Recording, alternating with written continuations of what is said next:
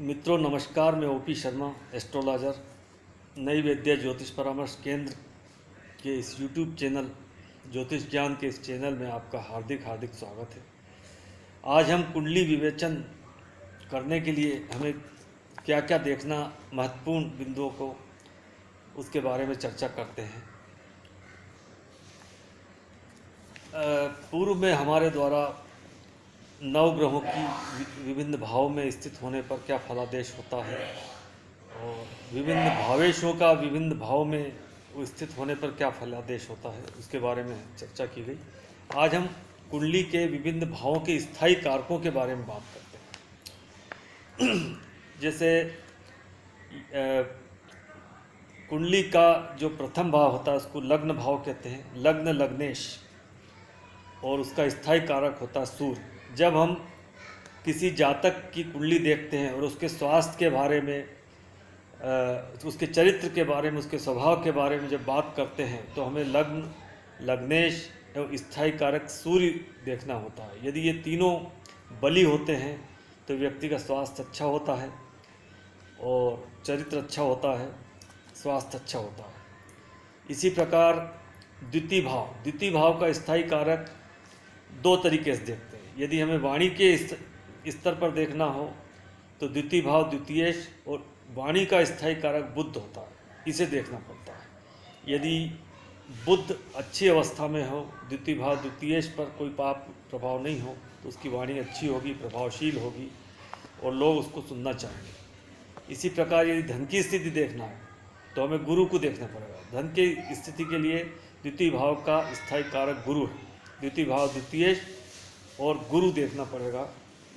ये तो धन की स्थिति अच्छी रहेगी, व्यक्ति धनवान होगा और कुटुंब की स्थिति भी अच्छी रहेगी।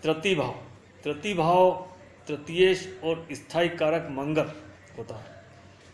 इससे हम छोटे भाई बहनों की स्थिति देखते हैं और यदि तृतीय भाव से हम छोटी छोटी यात्राएं देखते हैं तो छोटी छोटी यात्राएं जब देखते हैं तो उसका स्थायी कारक बुध को देखते हैं। तो स्थायी तृतीय भाव तृतीयेश और बुध यदि बलवान है तो छोटी छोटी यात्राओं से, शॉर्ट ट्रेवल जर्नी से उसको लाभ होगा और उसमें रुचि रखेगा जाता है।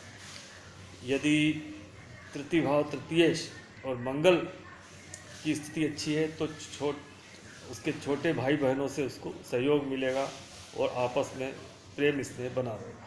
अब हम चतुर्थ भाव की बात करते हैं। चतुर्थ भाव चतुर्थेश और चंद्रमा हम माता के लिए देखते हैं, मन की स्थिति के लिए देखते हैं। ये चंद्रमा की स्थिति अच्छी हो, चतुर्थ भाव चतुर्थेश की स्थिति अच्छी हो तो माता स्वस्थ रहेगी, माता का सुख जातक को मिलेगा। यदि चतुर्थ भाव चतुर्थेश और चंद्रमा पर पाप प्रभाव, अशुभ प्रभाव हो तो माता का स्वास्थ्य खराब हो सकता है, माता के सुख में कमी हो सकती है और उसको मानसिक रूप से भी परेशान हो सकता है। इसके अलावा हमें भूमि भवन मकान के हिसाब से वाहन का सुख यदि देखना है तो हमें शुक्र देखना होगा। चतुर्थ भाव चतुर्थेश और शुक्र की स्थिति अच्छी होने पर हमें वाहन का सुख प्राप्त होता है। और यदि मकान की बात करते हैं, भवन की बात करते हैं तो मंगल देखना पड़ता है। चतुर्थ भाव चतुर्थेश एवं मंगल की स्थिति अच्छी होने पर जातक को मकान का सुख प्राप्त होता है। और जमीन जायदाद की जब बात करते हैं तो चतुर्थ भाव चतुर्थेश और उसका स्थायी कारक शनि होता है, ये हमें देखना पड़ता है। अब हम पंचम भाव पे आते हैं जो कि बुद्धि भाव है, शिक्षा का भाव है, संतान भाव है। यदि हमें संतान की स्थिति देखना है तो पंचम भाव पंचमेश और गुरु देखना पड़ता है। और जब शिक्षा की बात करते हैं तो पंचम भाव पंचमेश और बुध की स्थिति देखना होती है। यदि पंचम भाव पंचमेश एवं बुध पे शुभ प्रभाव है तो जातक शिक्षित होगा, उच्च शिक्षित होगा और शिक्षा में उसका मन लगेगा। यदि पंचम भाव पंचमेश संतान की भाव की बात करते हैं तो पंचम भाव पंचमेश और गुरु देखना होता है। पंचम भाव पंचमेश और गुरु पर शुभ प्रभाव हो तो उसके संतान सुख प्राप्त होगा। अब षष्ठम भाव में रोग, ऋण, शत्रु, house of competition, house of litigation का भाव होता है। जब रोग की बात होती है, बीमारियों की बात होती है तो हम शनि देखते हैं। षष्ठम भाव षष्ठेश और शनि की स्थिति देखते हैं। यदि ये बलवान है तो जातक निरोगी होता है। यदि हमें मुकदमेबाजी, लड़ाई झगड़े आदि की बात, स्पर्धा की बात करते हैं तो हमें मंगल की स्थिति देखना पड़ता है। षष्ठम भाव षष्ठेश यदि मंगल, जो कि स्थायी कारक लड़ाई झगड़े या हाउस ऑफ कंपटीशन आदि का शत्रु की स्थिति देखना है तो मंगल है उसका स्थायी कारक। मंगल की स्थिति अच्छी है तो जहाँ तक अपने शत्रुओं को परास्त कर देगा, शत्रुओं पर विजय प्राप्त करेगा और मुकदमेबाजी में भी वो विजय प्राप्त होगा। अब हम सप्तम भाव की बात करते हैं। सप्तम भाव सप्तमेश और इसका स्थायी कारक शुक्र होता है। यदि इन पर शुभ प्रभाव हो तो जातक का वैवाहिक जीवन अच्छा होता है। सप्तम भाव पर भी कोई अशुभ प्रभाव ना हो, सप्तमेश शुभ ग्रहों के साथ हो एवं शुक्र की स्थिति अच्छी हो तो उसका वैवाहिक जीवन अच्छा होता है। यदि इन पर अशुभ ग्रहों का प्रभाव होगा तो वैवाहिक स्थिति में कुछ प्रॉब्लम होगी। अब हम अष्टम भाव पे आते हैं। अष्टम भाव अष्टमेश एवं इसका स्थायी कारक शनि होता है। यदि अष्टम भाव अष्टमेश और इसके स्थायी कारक शनि पर शुभ प्रभाव हो तो जातक की आयु अच्छी होगी, उसको कोई रोग नहीं होगा। लेकिन यदि अष्टम भाव अष्टमेश और शनि पर पाप प्रभाव हो तो वो अल्पायु हो सकता है, मध्यायु हो सकता है। और अब इसके बाद हम नवम भाव पे बात करते हैं। नवम भाव नवमेश और कारक पिता की स्थिति देखने के लिए कारक हम देखेंगे सूर्य को।